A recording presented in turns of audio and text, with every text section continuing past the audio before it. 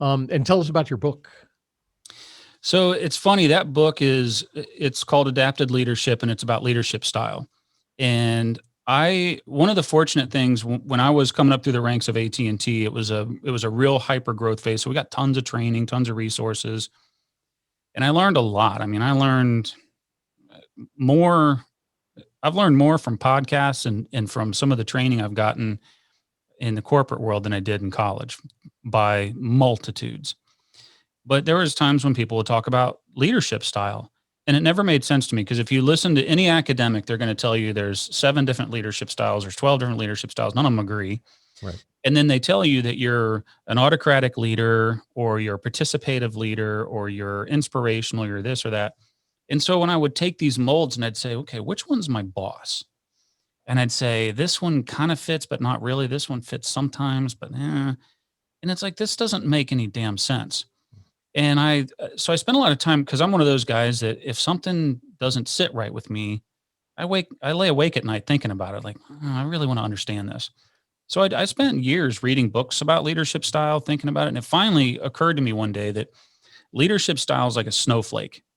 It's unique, and it's unique at any different given time. Mm-hmm. And it's something that, because the only reason why you learn about something, like, why would I learn about leadership style? Well, to apply it, right?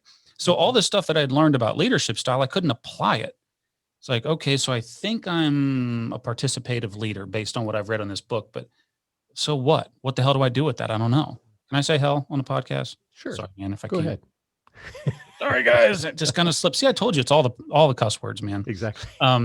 But I realized that I couldn't apply that. Well, when I started to realize that, leadership style is something that you can constantly adapt to the situation and to the person, and it's very unique to the situation, and you can dial it in at different strengths. That's when I realized, yes, there's something that you could learn and apply when it comes to leadership style. And I've not seen anybody write about leadership style this way. And I'd studied it for years, and I've always wanted to write a book. And I knew that when I finally got around to writing the book, that's what I was going to write about. So I did. Tried to keep it simple. I'd encourage you to buy it, because I have 3 kids I got to put through school. Please go out and buy Adapted Leadership, everybody.